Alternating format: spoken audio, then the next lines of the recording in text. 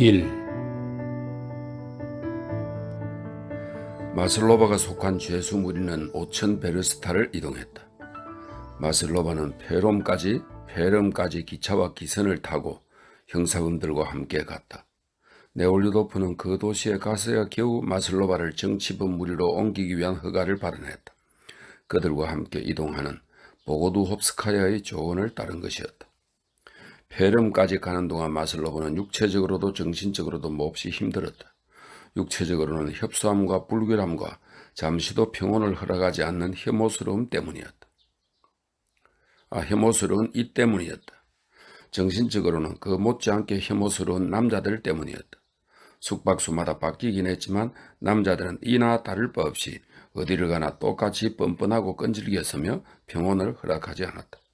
여자 죄수와 남자 죄수와 간수와 호송병 사이에 저속하고 문란한 성행위가 상습적으로 벌어져 모든 여자, 특히 젊은 여자들은 만약 여자라는 입장을 이용하고 싶지 않다면 늘 조심해야 했다. 그리고 늘 두려움과 다툼을 마주해야 하는 그런 상황이 몹시 괴로웠다. 특히 마슬로바는 매력적인 외모와 모두에게 알려진 과거 때문에 이런 습격을 받기 쉬웠다. 이제 그녀는 찝쩍거리는 남자들에게 단호히 저항했는데 그것이 남자들에게 모욕감을 주었고 그들의 마음속에 그녀를 향한 적의를 불러일으켰다. 이런 면에서 페도시아나 타라스와 가까운 사이라는 점이 그녀의 처지를 좀 더 편하게 해주었다. 아내가 당하는 추행을 알게 된 타라스는 그녀를 보호하기 위해 체포되기를 바랐고 니저니 노브고로드부터는 구류자의 신분으로 죄수들과 함께 이동했다.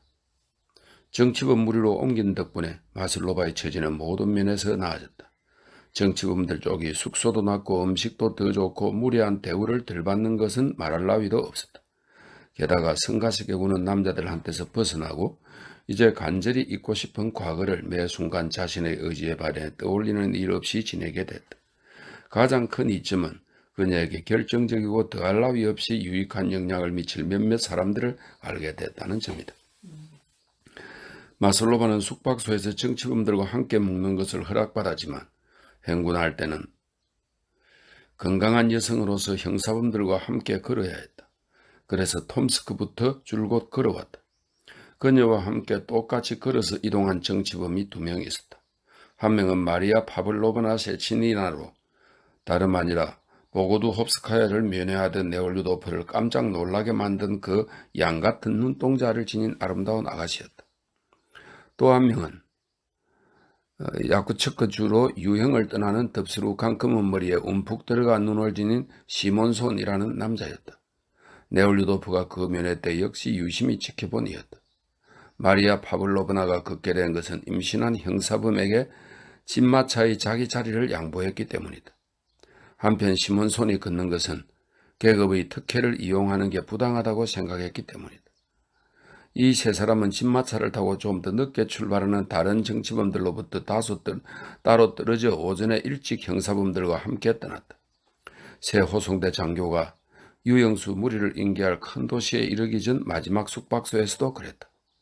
날씨가 구전 9월의 이른 아침이었다. 눈이 오고 차가운 돌풍을 동반한 비가 내리기도 했다. 모든 죄수들, 즉 대략 400여 명의 남자 죄수와 50명의 여자 죄수는 이미 숙박소 안마당에 나와 있었다. 일부는 죄수 반장들에게 이틀분의 식비를 지급하는 호송대 책임자 주위에서 북적대고 일부는 허가를 받고 안마당에 들어온 여자 행상인들에게서 먹을 것을 사고 있었다. 돈을 세는 죄수들과 음식을 구입하는 죄수들의 왁자지껄 떠드는 소리와 여자 행상인들의 세댄 소리가 들려왔다. 카츄샤와 마리아 파블로브나가 숙박소 건물 안에서 안마당으로 나와 여자 행상인들 쪽으로 향했다. 두 사람 모두 부츠를 신고 반외투를 숄로 여민 차림이었다. 행상인들은 바람을 피해서 북쪽의 말뚝벽 가까이에 앉아 각 구운 빵, 피로그, 생선, 국수, 죽, 간, 쇠고기, 달걀, 우유 등 자신이 가져온 것들을 앞다투어 내밀었다. 어떤 여자는 구운 새끼 돼지도 팔았다. 긴 틀양말 위쪽을 삼노끈으로 단단히 고정하고 고무 덧신을 신고 고무 재질의 상의를 입은 시몬손도 시몬 손도 유영수 무리가 출발하기를 기다리며 앞마당에 나와 있었다. 그는 형광 계단 옆에 서서 머릿속에 떠오르는 생각을 수첩에 적고 있었다. 그 생각은 이랬다. 만약 그가 썼다. 박테리아가 인간의 손톱을 관찰하고 연구할 수 있다면 그것을 무기물로 인정했을 것이다. 그와 똑같이 우리도 지구 표면을 관찰하면서 그것을 무기물로 인정했다. 그것은 옳지 않다. 달걀, 꼬리빵 한 두름, 생선, 각 구운 빵을 사서 마슬로바가 그것을 전부 자루에 넣는 동안 마리아 파블로바는 행상인에게 돈을 지불했다. 그때 죄수들 사이에서 술렁임이 일었다. 주위가 조용해지더니 사람들이 정리를 하기 시작했다. 장교가 나와 출발 전 마지막 지시들을 내렸다. 모든 것이 평소대로였다. 점호를 하고 발목에 채우는 족쇄를 점검하고 2인 1조로 함께 행군할 죄수들을 수갑으로 연결했다. 그런데 갑자기 격분한 장교의 고압적인 고함소리, 구타하는 소리, 어린아이의 울음소리가 들렸다. 주위가 순식간에 잠잠해지더니 무리 전체에 낮게 응얼대는 소리가 빠르게 퍼져나갔다. 마슬로바와 마리아 파블로바는 소란이 일어난 곳으로 다가갔다. 무슨 일일까? 두 번째 글입니다. 소란한 곳으로 다가가던 마리아 파블로바나와 같이서는 다음과 같은 장면을 보았다. 큼지막한 금빛 콧수염을 기른 다부진 체격의 장교가 죄수의 얼굴을 친 오른쪽 손바닥을 왼손으로 문지르면서 얼굴을 찡그린 채 쉴 새 없이 쌍스럽고 저속한 욕설을 내뱉었다. 그 앞에는 머리 반쪽을 짧게 민 키가 크고 야윈 죄수가 짧은 할라테에 그보다 훨씬 짧은 바지를 입고 서서 한 손으로는 피가 나도록 세게 맞은 얼굴을 닦고 다른 한 손으로는 날카롭게 빽빽거리는 여자아이를 셔올로 감싸 안고 있었다. 내가 니놈에게 생각하는 법을 가르쳐 주마. 옆에 애들에게 넘겨. 장교가 소리쳤다. 차! 장교는 농촌 공동체 재판에서 추방형을 선고받은 죄수에게 수갑을 차도록 요구하고 있었다. 유영지로 가는 죄수는 톰스크에서 티부스로 죽은 아내가 남긴 딸아이를 줄곧 안고 걸었다.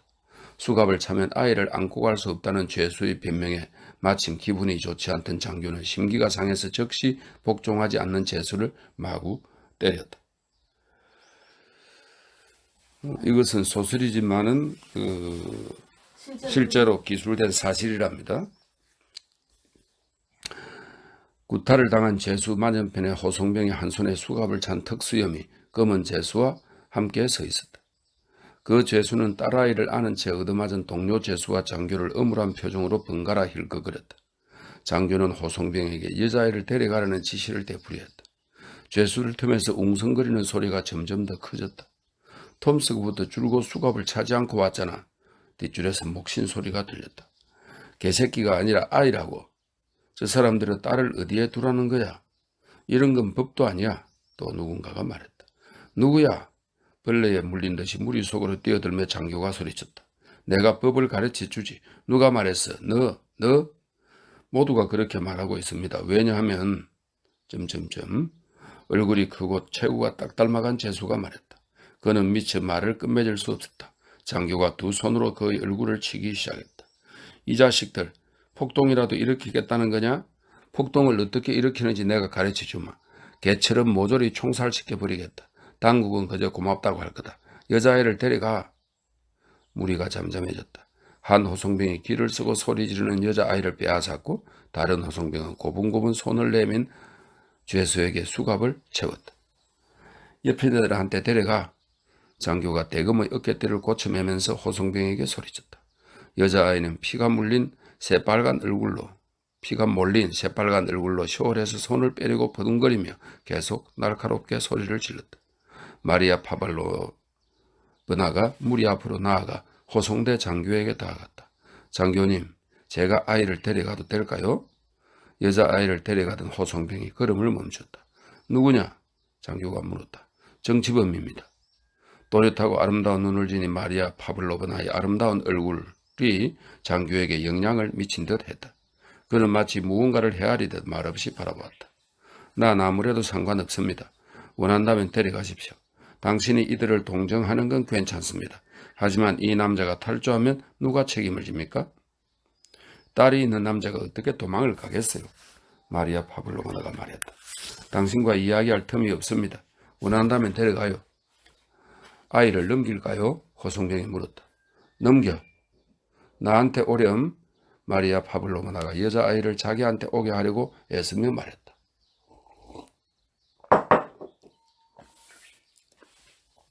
하지만 호송병의 팔이 안긴 여자아이는 아버지 쪽으로 몸을 뻗고서 계속 소리를 지르며 마리아 파블로브나에게는 가려 하지 않았다. 잠깐만요, 마리아 파블로브나. 아이가 나한테는 올 거예요. 마슬로바가 자루에서 고리빵을 꺼내며 말했다.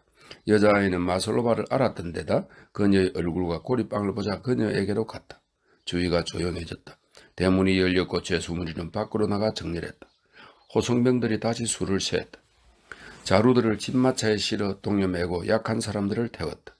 마슬로바는 여자아이를 안고 페도시아와 나란히 여자들 대열에 섰다. 안마당에서 벌어지는 일을 계속 주시하던 시몬손이 모든 지시를 마치고 자신의 타란타스에 올라타리는 장교를 향해 성큼성큼 다가가 말했다. 장교님, 당신이 한 행동은 옳지 않았습니다. 시몬손이 말했다. 자기 자리로 돌아가요. 당신이 상관할 문제가 아닙니다. 당신에게 말하는 게 내 일입니다.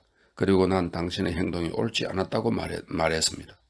시몬손은 짙은 눈썹 아래로 장교의 얼굴을 뚫어지게 쳐다보며 말했다. 준비됐나? 일동 출발. 장교는 시몬손에게 관심을 두지 않고 큰 소리로 외치고는 말을 모는 병사의 어깨를 잡고서 타란타스에 올라탔다. 죄수 무리가 출발했다. 그들은 옆으로 넓게 펴져 울창한 숲 한가운데로 뻗은 양쪽에 도랑이 있는 황폐한 진창길을 따라 앞으로 나아갔다. 세 번째 글입니다. 지난 6해 동안 도시에서 방탕하고 화려하고 유약한 생활을 하다가 2달 동안 형사범들과 감옥에서 지내고 나니 정치범들과 함께하는 생활은 그들이 처한 모든 고달픈 조건에도 불구하고 카츄샤에게는 아주 좋게 느껴졌다. 좋은 음식을 섭취하면서 이틀을 행군하고 하루를 쉰 덕분에 20베르스타에서 30베르스타 정도 걸어서 이동하는 동안 마슬로바는 육체적으로 튼튼해졌다. 그리고 새로운 동료들과 어울리면서 전혀 몰랐던 삶에 대해 강렬한 흥미를 느끼게 됐다. 예전에는 지금 함께 가는 사람들처럼 놀라운 사람들에 대해 몰랐을 뿐 아니라 상상조차 해본 적이 없었다. 이게 정치범들이 되려니까 새로운 세계를 경험하네요. 징역형을 선고받고 울었어요. 그녀가 말했다. 하지만 평생 하나님께 감사해야겠어요. 죽을 때까지 몰랐을지 모를 것을 알게 됐잖아요. 그녀는 이런 사람들을 이끄는 동기를 아주 쉽게 힘들이지 않고 이해했으며 민중의 한 사람으로서 그들에게 전적으로 공감했다. 그녀는 이 사람들이 상류층에 저항하는 것이 민중을 위해서라는 것을 이해했다. 그리고 그들 자신도 상류층이면서 자기네 특권과 자유와 생명을 민중을 위해 희생했다는 점에서 특히 높이 평가하고 또 매혹을 느꼈다. 그녀는 새롭게 알게 된 모든 동행에게 감탄했다. 하지만 가장 매혹적인 사람은 마리아 파블로브나였다. 그녀는 마리아 파블로브나에게 매혹됐을 뿐 아니라 존경과 열광이 뒤섞인 특별한 사랑을 느꼈다. 부유한 장군 가문이고 세계 국어를 할 줄 아는 이 아름다운 아가씨가 소박하기 이를 데 없는 노동자처럼 행동하고 부유한 오빠가 보내주는 것을 전부 다른 사람들에게 내주고 정작 본인은 소박하다 못해 남루하기까지 한 옷가지와 신발을 걸치며 자신의 외모에 전혀 신경 쓰지 않는 모습이 마슬로바에게는 충격적이었다. 그녀는 조금도 교태를 부리지 않는 이러한 면에 특히 놀랐고 또 매혹됐다. 마리아 파블로브나는 자신이 예쁘다는 것을 알고 심지어 그것을 알면 좋아하기도 했지만 자기 외모가 남자들에게 불러일으키는 인상에 기뻐하지 않았을 뿐 아니라 그것을 두려워했으며 사랑에 대해서도 분명한 혐오와 공포를 느꼈다. 마슬로바는 그것을 알아차렸다. 이 사실을 아는 마리아 파블로브나의 남자 동지들은 설사 그녀에게 사랑을 느끼더라도 내색하지 않고 남자 동지처럼 대했다. 하지만 잘 모르는 사람들이 찝쩍대는 일은 빈번했고 본인의 표현에 따르면 그녀가 특별히 자랑스럽게 여기는 엄청난 육체적 힘이 그녀를 그들로부터 구원해 주었다. 한 번은요, 그녀가 소리내 웃으며 말했다. 어떤 신사가 길에서 나한테 추근거리며 도무지 떨어지려 하지 않기에 내가 이렇게 붙잡고 흔들었더니 깜짝 놀라서 도망가지 뭐예요? 그녀의 말에 따르면 어릴 때부터 상류 생활에 혐오감을 느끼고 소시민들의 생활을 좋아해서 혁명가가 되었다고 했다. 그녀는 응접실이 아니라 한여방에 주방에 마구간에 있다는 이유로 늘 야단을 맞았다. 난 요리사나 마부와 있는 게 즐거웠어요. 하지만 신사나 기부인과 함께 있으면 따분하더라고요. 그녀가 말했다. 나중에 사리를 분명하게 됐을 때 난 우리 생활이 완전히 잘못됐다는 걸 깨달았어요. 나에겐 어머니가 없었어요. 아버지를 좋아하지 않았고요. 19살이 됐을 때 난 집을 나와 여자 동지와 함께 공장에 노동자로 들어갔어요. 공장을 나온 후에는 시골에서 살았고 그 뒤에 도시로 돌아가 비밀 인쇄기가 있는 아파트에서 지내다 체포되어 징역형을 선고받았다. 마리아 파블로브나가 자기 입으로 말한 적은 한 번도 없지만 가추사는 다른 사람을 통해 그녀가 징역형을 받은 이유를 알게 됐다. 가택 수색 중에 한 혁명가가 어둠 속에서 일으킨 총격을 그녀가 대신 떠안았기 때문이었다. 마리아 파블로브나를 알게 된 이후 가추사는 그녀가 어디에 있든 어떤 상황에 처하든 결코 자신에 대해 생각하지 않고 언제나 크고 작든 누군가를 보살피거나 도울 방법에만 마음 쓰는 것을 줄곧 보았다. 요즘 어울리는 동료들 중 한 명인 노보드 보로프는 이름 농담조로 마리아 파블로브나가 자선 스포츠에 빠져있다고 말했다. 그리고 그것은 사실이었다. 그녀의 삶 속에서 모든 관심은 사냥꾼이 들새를 찾듯 다른 사람을 보살필 기회를 찾는 데 쏠려 있었다. 그리고 그 스포츠는 습관이 되었고 일생의 사업이 됐다. 게다가 어찌나 자연스럽게 해내든지 그녀를 아는 모든 사람들은 더 이상 그것을 고마워하지 않고 오히려 요구하게 됐다. 마슬로바가 정치도범들 틈에 처음 끼었을 때 마리아 파블로브나는 그녀에게 혐오감과 불쾌감을 느꼈다. 카츄사는 그것을 느꼈다. 하지만 나중에 마리아 파블로브나가 자신을 억누르고 그녀에게 각별히 다정하고 상냥하게 대하는 것도 눈치챘다. 그런 평범하지 않은 존재의 다정함과 선함에 감동한 나머지 마슬로바는 진심으로 온 마음을 바치게 됐고 자기도 모르게 그녀의 사고방식을 흡수하며 그녀의 모든 면을 모방했다. 카츄사의 이런 헌신적인 사랑이 마리아 파블로브나를 감동시켰고 그녀 역시 카츄사를 사랑하게 됐다. 이 여자들이 가까워진 것은 두 사람 모두 성적인 사랑에 대해 혐오감을 느끼기 때문이기도 했다. 한 여자는 그 사랑의 무서움을 뼈저리게 알았기에 그것을 증오했다. 또 한 여자는 그 사랑을 경험하지도 않았으면서 그것을 불가해한 무언가로 그와 동시에 인간의 존엄을 모욕하는 혐오스러운 것으로 보았다.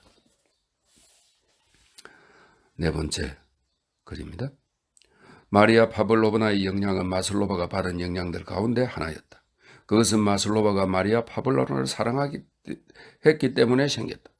또 다른 영향은 시몬손의 영향이었다. 그리고 이 영향은 시몬손이 마슬로바를 사랑한 데서 기인했다. 모든 사람은 어느 정도는 자신의 생각에 따라 어느 정도는 타인의 생각에 따라 살아가고 행동한다. 어느 정도로 자신의 생각에 따라 살고 타인의 생각에 따라 사느냐가 사람들을 구별짓는 주된 차이점 중 하나다. 어떤 사람들은 대부분의 경우 자신의 사고를 지적 유의처럼 사용하고 자신의 이성을 전동벨트가 벗겨진 플라이 휠처럼 취급하지만 막상 행동할 때는 타인의 생각, 즉 관습이나 전통, 법률 등에 복종한다. 또 어떤 사람들은 자기 생각을 자신의 활동의 중요 원동력으로 여기면서 거의 언제나 자기 이성의 요구에 귀를 기울이고 그것에 순종한다. 다만 이따금 그것도 비판적인 평가를 내리고 난 뒤에만 타인의 결정을 따른다. 시몬손은 그런 사람이었다. 그는 모든 것을 이성에 따라 검증하고 결정했으며 일단 결정을 내리면 실행에 옮겼다. 아직 김나지움 학생이던 시절 전직 재무부 관료인 아버지의 재산이 부정하게 축적된 것이라고 결론을 내린 그는 그 재산을 민중에게 넘겨야 한다고 아버지에게 말했다. 아버지가 말을 듣지 않을 뿐 아니라 욕설을 퍼붓자 그는 집을 떠났고 더 이상 아버지의 재산을 사용하지 않았다. 존재하는 모든 악은 민중의 무지에서 비롯된다고 결론지은 후에는 대학을 떠나 나루드니키에 가담하여 촌락의 교사로 들어갔다. 학생들에게나 농민들에게나 자신이 옳다고 여기는 것은 무엇이든 대담하게 가르쳤고 옳지 않다고 생각하는 것은 거부했다. 그는 체포되어 재판을 받았다. 재판 중 그는 판사들에게 자신을 재판할 권리가 없다는 결론에 다다랐으며 그렇게 발언했다. 판사들이 그의 말에 동의하지 않고 재판을 계속하자 그는 답변하지 않기로 결심하고 그들의 모든 질문에 침묵했다. 그는 아르한겔스크 현으로 유형을 떠났다. 그곳에서 스스로를 위해 자신의 모든 활동을 결정할 종교적 교의를 작성했다. 그 종교적 교의에 따르면 세계의 모든 것은 살아있으며 생명이 없는 것은 없다. 우리가 생명이 없는 무기물로 여기는 모든 대상은 우리가 헤아릴 수 없는 거대한 유기체의 일부일 뿐이다. 따라서 거대한 유기체의 한 부분으로서 인간의 임무는 이 유기체와 그에 속한 살아있는 모든 부분들의 생명을 유지하는 것이다. 그런 이유로 그는 생명을 죽이는 것을 범죄라고 생각했다. 전쟁, 사형, 그리고 모든 종류의 살육에 반대했다. 결혼에 대해서도 나름의 이론이 있었다. 번식은 인간의 저급한 기능에 지나지 않는다. 최고의 기능은 이미 존재하는 생명을 보살피는 것이다. 그는 혈액 속에 식세포가 존재한다는 점에서 이 생각을 뒷받침하는 근거를 찾았다. 이 식세포는 혈액이나 조직 안을 떠돌아다니면서 세균이나 이물, 조직의 분해물 따위를 포식하여 소화하고 분해하는 세포를 말한답니다. 그의 의견에 따르면 독신자들 역시 식세포인데 그들의 사명은 유기체의 약하고 병든 부분을 돕는 것이다. 그도 젊은 시절에는 방탕한 생활을 했지만 그런 결론을 내린 후로는 그것에 따라 살았다. 그는 이제 마리아 파블로와나와 마찬가지로 자기 역시 세계의 식세포로 생각했다. 가추사에 대한 그의 사랑은 이 이론을 훼손하지 않았다. 그가 정신적인 사랑을 하면서 그런 사랑은 약자들을 보살피는 식세포 같은 행동을 방해하지 않을 뿐 아니라 오히려 그것을 더욱 복돋아 준다고 생각했기 때문이다. 하지만 그는 정신적인 문제만이 아니라 대부분의 실제적인 문제도 자기 방식으로 해결했다. 그에게는 모든 실제적인 문제에 대한 나름의 이론이 있었다. 몇 시간을 일해야 할지, 몇 시간을 쉬어야 할지, 어떤 식사를 할지, 어떤 옷을 입을지, 어떻게 배치가에 불을 지필지, 어떻게 신뢰를 밝힐지에 대한 규칙이 있었다. 그와 동시에 시몬소는 겸손하고 사람들을 대할 때 몹시 쑥스러워했다. 그러나 무언가를 결심하면 그 무엇도 그를 막을 수 없었다. 바로 이런 남자가 그녀를 사랑함으로써 마슬로바에게 결정적인 영향을 미치게 됐다. 마슬로바는 여자의 직감으로 금방 알아차렸고 이처럼 비범한 남자의 마음에 사랑을 불러일으켰다는 자각이 그녀의 자존감을 높여주었다. 네올류도프는 관대한 마음과 과거에 있었던 일 때문에 청혼했다. 하지만 시몬소는 현재 그녀의 모습 그대로를 사랑했고 단지 그녀가 좋아서 사랑했다. 그 밖에도 그녀는 느꼈다. 시몬손이 그녀를 다른 모든 여자와 다른 특별하고 높은 도덕적 자질을 지닌 평범하지 않은 여자로 생각한다는 것을. 그가 그녀에게 어떤 자질이 있다고 생각하는지 그녀는 잘 몰랐다. 하지만 어떤 경우에도 그를 속이지 않기 위해 자신이 상상할 수 있는 가장 좋은 자질들을 자기 안에 일깨우기 위해 온 힘을 다해 노력했다. 그리고 그 때문에 그녀는 가능한 한 좋은 사람이 되기 위해 노력하지 않을 수 없었다. 그것은 그들이 아직 감옥에 있던 시절, 정치범들의 전체 면회에서 그녀가 높은 이마와 눈썹 아래로 자기를 뚫어지게 바라보고는 그의 순수하고 선한 짚푸른 눈동자를 알아차렸을 때 시작되었다. 그때도 그가 특별한 사람이며 자기를 특별한 시선으로 쳐다본다는 것을 눈치챘다.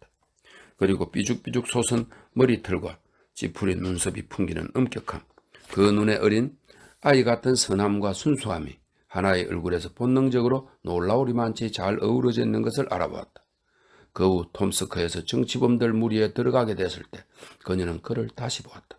두 사람 사이에 한마디도 오가지 않았지만 그들이 나눈 눈길에는 서로를 기억하며 소중하게 여긴다는 고백이 담겨 있었다. 그 외에도 그들 사이에 중요한 대화는 없었다. 하지만 마슬로바는 느꼈다. 그가 그녀 앞에서 말할 때 그의 말이 그녀를 향하고 있다는 것을, 그가 그녀를 위해 가능한 한 이해하기 쉽게 표현하려고 노력한다는 것을, 특히 그가 형사범들과 함께 걸어서 이동하게 된 이후 두 사람은 점차 가까워지기 시작했다. 5번째 글입니다. 니저니 노브고로드를 출발해 페름에 도착하기까지 네올류도프는 가추사를 겨우 2번 만날 수 있었다. 한 번은 니저니 노브고로드에서 철망을 씌운 바지선에 제수들을 태우기 직전이었고 또 한 번은 페름에 있는 감옥의 사무소에서였다. 그리고 그 2번의 면회에서 그는 매번 가추샤가 속마음을 드러내지 않고 냉담하게 구는 것을 알아차렸다. 잘 지내는지, 필요한 것은 없는지 묻는 질문에 그녀는 당혹스러워하며 모호하게 대답했다. 그가 느끼기에 그 대답에는 그녀가 예전에도 보았던 적이 어린 비난의 감정이 실려 있었다. 그리고 그녀의 그 우울한 분위기가 네올류도프를 괴롭혔다. 그 우울한 분위기는 그저 그 무렵 남자들로부터 죽음그림을 당해서 생긴 그 우울한 분위기랍니다. 그는 그녀가 이동 중에 처한 괴롭고 태폐적인 환경에 물들어 다시 예전같이 자기 자신과의 불화평과 불협화음과 인생에 대한 절망에 빠지는 건 아닐까 두려웠다. 그런 상태에 있었을 때 그녀는 그에게 화를 냈으며 시름을 잊기 위해 심하게 담배를 피우고 술을 마시댔다. 하지만 이동 초기에는 그녀를 만날 기회를 얻지 못해 어떤 식으로도 도움을 줄 수 없었다. 그녀가 정치범들 쪽으로 옮겨간 후에야 그는 자신의 우려가 얼마나 근거 없는지 알았고 오히려 그녀를 만날 때마다 자신이 그토록 간절히 보고 싶어 했던 내적인 변화가 그녀 안에 점점 더 뚜렷해지는 것을 알아차렸다. 톰스크에서 처음 면회를 했을 때 그녀는 다시 출발 전의 모습이 되어 있었다. 그녀는 네올류도프를 만나도 눈살을 찌푸리거나 당황하지 않았을 뿐 아니라 그가 그녀를 위해 해준 것, 특히 그녀를 지금 함께 있는 사람들과 만나게 해준 것에 감사하며 소탈하고 기쁜 모습으로 그를 만났다. 숙박소를 따라 행군한 지 2달이 지나자 그녀 안에서 일어난 변화가 그녀의 겉모습에도 나타났다. 그녀는 야위고 햇빛에 탔으며 나이 들어 보였다. 눈가와 입 주위에 주름이 생겼다. 이제 이마 위로 머리카락을 풀어내리지 않고 손수건으로 머리를 질끈 묶었다. 옷에서도 머리 모양에서도 태도에서도 더 이상 예전 같은 교태의 흔적은 보이지 않았다. 이제 당당해졌다. 그죠? 그리고 그녀 안에서 일어났고 지금도 일어나고 있는 변화가 네올류도프에게 끊임없이 큰 기쁨을 불러일으켰다. 이제 그는 그녀에게서 예전에 경험한 적 없는 감정을 느꼈다. 그 감정은 처음의 시적인 황홀함과도 하물며 그가 나중에 경험한 관능적인 애욕과도 심지어 재판 후 그녀와 결혼하기로 결심했을 때의 의무를 이행한다는 자각과도 전혀 공통점이 없었다. 그 감정은 연민과 부드러움이 어우러진 더할 나위 없이 진솔한 감정이었다. 그는 감옥에서 그녀와 면회할 때 처음으로 그것을 느꼈고 나중에 마슬로바가 병원에서 나온 후 그가 혐오감을 억누르면서 조수와 있었던 일에 대해 그녀를 용서했을 때 새로이 그것을 느꼈다. 이번에도 똑같았다. 다만 그때는 일시적이었는데 지금은 늘 느낀다는 점이 달랐다. 지금 그는 무엇을 생각하든 무엇을 하든 그녀뿐이 아니라 모든 사람에 대해 한결같이 연민과 부드러움이 어우러진 그 감정을 느꼈다. 여기에 조수와 있었던 일 거기에는 그것은 상상에 지나지 않았고 오해의 여심이 밝혀졌다고 이렇게 설명되어 있습니다. 그 감정은 네올류도프의 마음속에서 사랑의 급류에 수문을 열어준 것 같았다. 예전에는 출구를 찾지 못했던 급류가 이제 그가 만나는 모든 사람들에게로 향했다. 여정 내내 네올류도프는 마부와 호송병부터 감옥의 소장과 현지사에 이르기까지 용무 때문에 만나야 했던 모든 사람들에게 무의식적으로 관심과 친절을 베푸는 흥분 상태에 빠져 있었다. 그 시기에 네올류도프는 마슬로바가 정치범 무리로 옮겨간 덕분에 많은 정치범을 알게 됐다. 처음에는 예카체린부르크에서였다. 그곳에서 정치범들은 큰 감방에서 다 함께 매우 자유로이 지냈다. 그 후 여행 중에 마슬로바가 속한 무리의 남자 5명과 여자 4명을 알게 됐다. 유형을 선고받은 정치범들과 그런 식으로 가까워지면서 네올류도프는 그들에 대한 시각을 완전히 바꾸게 됐다. 러시아에서 혁명운동이 시작될 때부터 특히 3월 1일의 사건 이후로 네올류도프는 혁명가들에게 적의와 경멸을 품었다. 네올류도프가 반감을 느낀 것은 무엇보다 반정부 투쟁에서 그들이 사용한 수단의 잔혹함과 비밀주의, 무엇보다 그들이 실행한 살인의 잔혹함 때문이었다. 그들 모두에게 공통된 특징인 그 자부심에도 거부감을 느꼈다.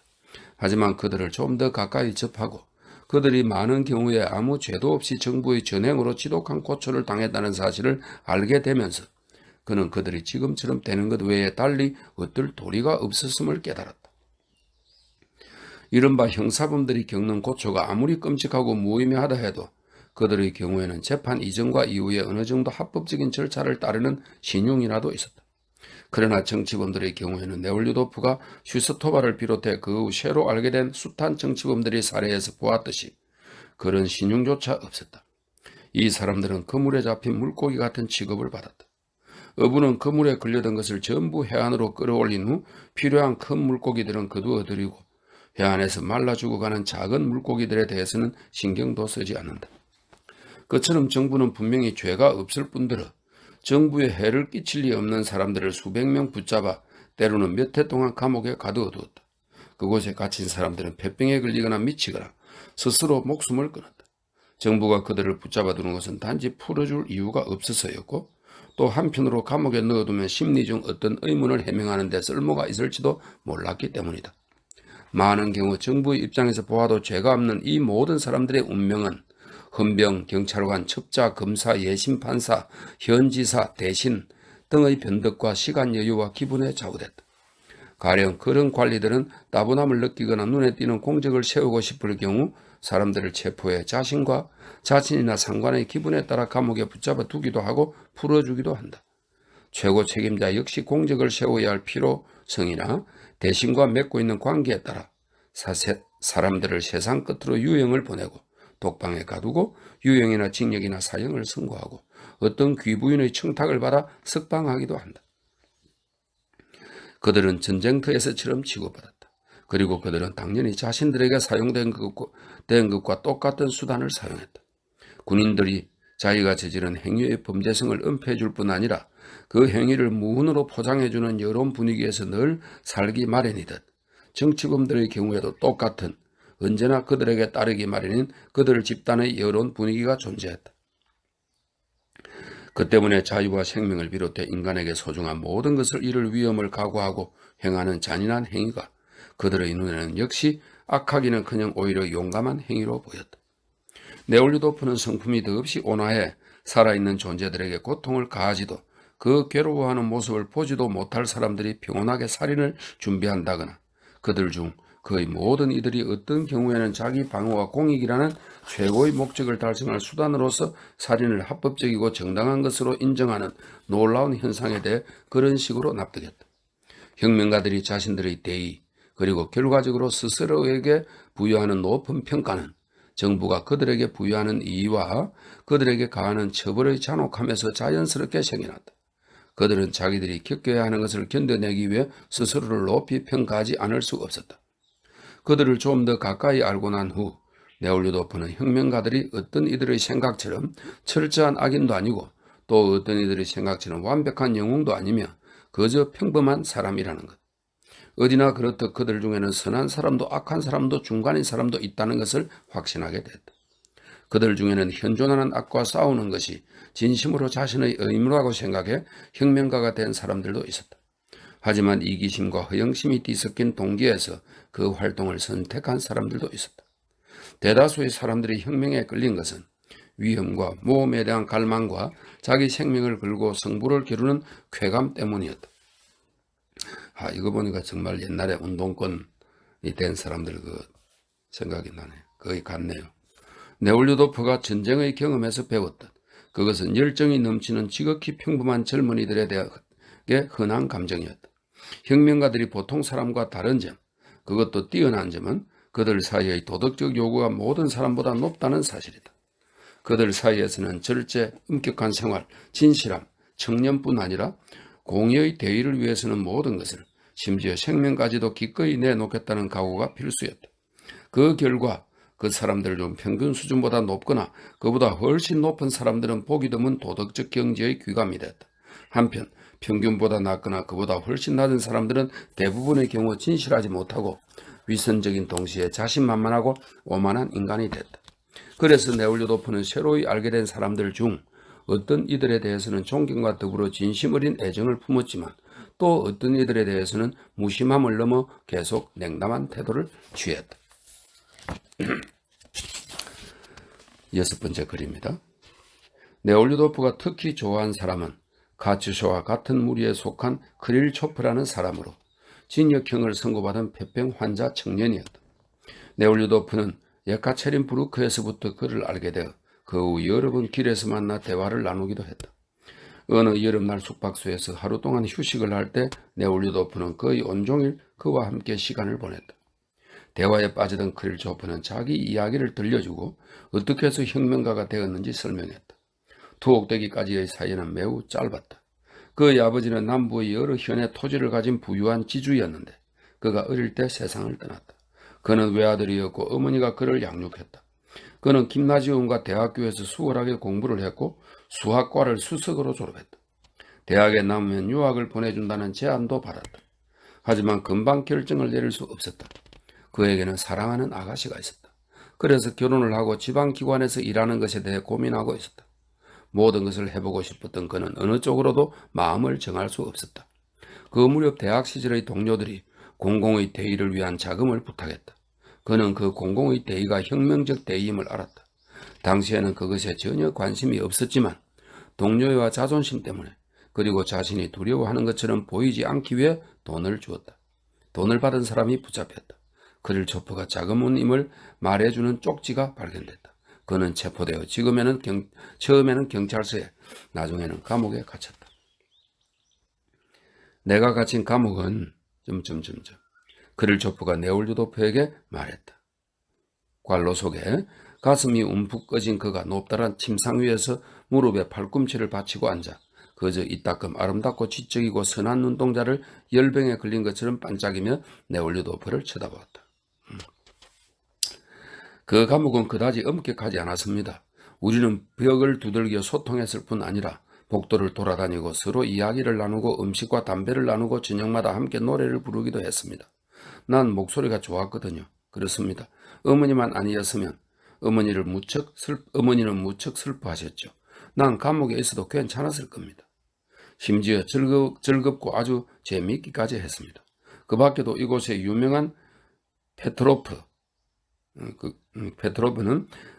그는 나중에 요새 감옥에서 유리로 목을 꺼 자살했다고 되어 있네요. 페트로프를 비롯해 여러 사람들을 만났죠. 하지만 난 혁명가가 아니었습니다. 또 감방에서 두 동료를 알게 되었습니다. 두 사람은 똑같이 폴란드 선언문 전단지에 관한 사건으로 체포되었고 철도로 호송되던 중 탈주하려고 한 제목으로 재판을 받았습니다. 한 사람은 폴란드인 로진스키고 또 한 사람은 유대인 로좀스키였습니다. 성이 그랬습니다. 네, 로좀스키는 완전히 어린애였습니다.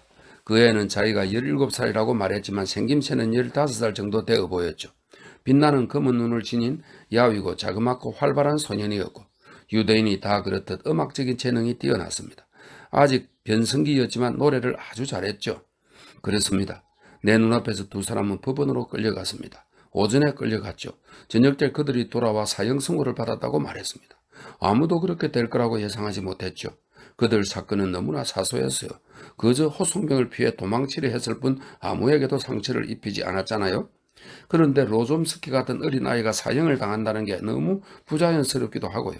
그래서 감옥에 있던 우리는 전부 그 판결이 그저 겁을 줄이는 것일 뿐 확정되지는 않을 거라고 판단했습니다.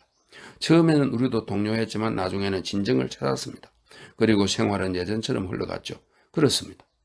그런데 어느 날 저녁 보초가 문으로 다가오더니 목수가 와서 교수대를 세우고 있다고 내게 은밀히 알려주었습니다. 처음엔 난 이해하지 못했습니다. 무슨 일이야, 교수대라니? 하지만 보초를 쓰는 노인이 어찌나 흥분하든지 그를 지켜보던 나는 그것이 우리 두 동료를 위한 것임을 깨달았죠. 난 벽을 두들겨 동료들에게 이야기를 하고 싶었습니다만 혹시 그들이 듣지 않을까 두려웠습니다. 동료들도 침묵했습니다. 다들 알았던 모양입니다. 복도와 감방에 저녁 내내 죽음 같은 정적이 깔려 있었습니다. 우리는 벽을 두들기지도 노래를 부르지도 않았습니다. 5시 무렵 보초가 다시 나에게 다가와 모스크바에서 사형 집행위를 데려왔다고 알려주었습니다. 그는 그렇게 말하고 물러갔습니다. 난 다시 와달라는 뜻으로 그를 부르기 시작했습니다. 갑자기 로좀스키가 자기 감방에서 복도 너머로 날 향해 외치는 소리가 들렸습니다. 무슨 일이에요? 저 사람을 왜 부르는 건데요? 난 보초가 담배를 가져다 주었다고 둘러댔지만 로좀스키는 무슨 일인지 짐작한 듯 왜 노래를 부르지 않는지, 왜 벽을 두들기지 않는지 캐묻기 시작했습니다. 난 무슨 말을 해야 할지 몰라 그 애와 이야기하지 않기 위해 서둘러 자리를 피했습니다. 네, 무시무시한 밤이었습니다. 난 밤새도록 모든 소리에 귀를 기울였습니다. 동이 틀 무렵 문득 소리가 나더니 복도의 문이 열리고 누군가 들어왔습니다. 많은 사람들이 들어오더군요. 난 문에 난 작은 구멍 옆에 섰습니다. 복도에는 램프 하나가 타오르고 있었죠. 맨 처음 지나간 사람은 소장이었습니다. 뚱뚱한 데다 자신만만하고 단호해 보이는 사람이었죠. 그런데 그의 얼굴이 새파랗게 질려 있었습니다. 창백하고 침울했죠. 마치 두려움에 사로잡힌 것처럼 보였습니다. 그 뒤로 부소장이 따랐는데 얼굴을 찌푸린 채 단호한 표정을 짓고 있었습니다. 위병이 그 뒤를 따랐지요. 그들은 내 문을 지나쳐 옆 감방 앞에 멈춰 섰습니다. 부소장이 어딘지 모르게 기묘한 목소리로 외치는 소리가 들렸습니다. 로진스키는 일어나서 깨끗한 속옷을 입으십시오. 그렇습니다. 그 다음에는 문소리가 요란하게 나고 그들이 감방에 들어가는 소리가 들리더니 로진스키의 발소리가 들렸습니다. 그는 복도의 맞은편으로 갔습니다. 내 눈에는 소장만 보였습니다. 창백한 얼굴로 선 채 단추를 풀었다 잠갔다 하며 어깨를 으쓱하더군요. 그렇습니다. 갑자기 그가 무언가에 놀란 듯 물러섰습니다. 로진스키가 그 옆을 지나 내 감방 쪽으로 다가왔던 겁니다. 잘생긴 젊은이였어요. 아시죠? 폴란드 타입의 미남 말입니다. 시원스럽고 반듯한 이마, 덥수룩하게 자란 가늘고 곱슬거리는 금발, 아름다운 하늘색 눈동자, 정말이지 생기있고 건강한 한창때의 젊은이였어요. 그가 내 문구멍 앞에 멈춰서서 내 눈에 그의 얼굴이 전부 보였습니다. 끔찍하고 초췌하고 해쓱한 얼굴이었습니다. 크릴초프, 담배 있어요? 난 담배를 건네고 싶었습니다. 하지만 시간이 지체될까봐 두려웠던지 부소장이 자기 담배 케이스를 꺼내 건넸습니다. 그가 담배를 한 갭이 집자 부소장이 성냥으로 불을 붙여 주었습니다. 그가 담배를 피우기 시작했죠. 마치 생각에 잠긴 것 같았습니다. 그러더니 무언가를 떠올리듯 입을 열었습니다. 가혹하고 부당해요. 난 어떤 범죄도 저지르지 않았다고요. 난 애띤 하얀 목덜미에서 난 그 목덜미에서 눈을 뗄 수 없었는데 아무튼 무언가가 바르르 떨리는가 싶더니 그가 말을 멈추더군요. 그렇습니다. 그때 난 로조프스키가 복도에서 특유의 가느다란 유대인다운 목소리로 뭐라고 외치는 소리를 들었습니다. 로진스키는 꽁초를 던지고 문가에서 물러났습니다.